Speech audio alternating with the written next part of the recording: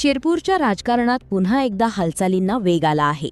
विधान परिषदेचे आमदार चंद्रकांत रघुवंशी यांच्या उपस्थितीत बुधवारी झालेल्या शिवसेना शिंदे गटाच्या कार्यकर्ता स्नेहमेळाव्यात शेकडो युवकांनी पक्षात जाहीर प्रवेश केला।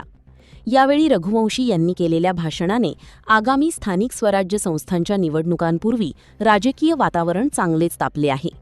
महाराणा प्रताप जयंतीनिमित्त शिरपूर येथे ते आले होते। यावेळी तालुकाध्यक्ष हेमंत पाटील आणि शिवसेना शिंदे गटाच्या माध्यमातून शिवसेना शिंदे गटाच्या कार्यकर्ता स्नेहमेळावा आयोजित करण्यात आला।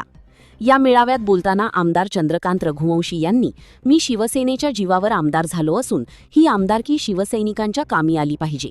वेळ पडल्यास आमदारकी पणाला लावेन, पण कोणत्याही शिवसैनिकावर अन्याय होऊ देणार नाही, अशी ठाम भूमिका मांडली। यावेळी त्यांनी आमदार अमरीशभाई यांच्याशी झालेल्या मतभेदांचाही उल्लेख केला। मध्यंतरी दुरावा निर्माण झाला, मात्र त्यांच्या विरोधात मी कधीही बोललो नाही, पण निवडणुकीच्या मैदानात आम्ही काय करू शकतो हे वेगळे सांगण्याची गरज नाही, असे सूचक वक्तव्य त्यांनी केले। आगामी निवडणुकांबाबत बोलताना रघुवंशी म्हणाले, तालुक्यातील पुढील निवडणूक एकतर्फी होणार नाही। आपल्यासमोर मोठे राजकीय साम्राज्य असले तरी लगान चित्रपटातील संघाप्रमाणे आपण एकजुटीने लढलो तर विजय निश्चित आहे। माझा वाहनाच्या स्टेपनीसारखा वापर करा, तुम्हाला ध्येयापर्यंत पोहोचविण्याची जबाबदारी माझी आहे। या स्नेहमेळाव्यात शिरपूर शहर आणि तालुक्यातील शेकडो युवकांनी शिवसेना शिंदे गटात प्रवेश केला। आमदार चंद्रकांत रघुवंशी यांनी भगवे उपरणे घालून नव्या कार्यकर्त्यांचे स्वागत केले। कार्यक्रमासाठी तालुका प्रमुख हेमंत पाटील, कन्हैया चौधरी, मनोज धनगर, विकी चौधरी, धीरज राजपूत, दीपक जमादार यांच्यासह पदाधिकारी आणि शिवसैनिकांनी विशेष परिश्रम घेतले। प्रास्ताविक कन्हैया चौधरी यांनी तर सूत्रसंचालन कल्पेश जमादार यांनी केले।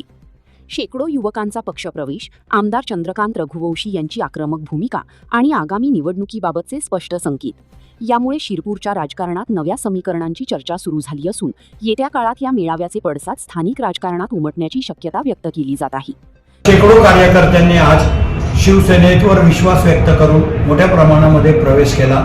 युवकांची संख्या सर्वात जास्त होती।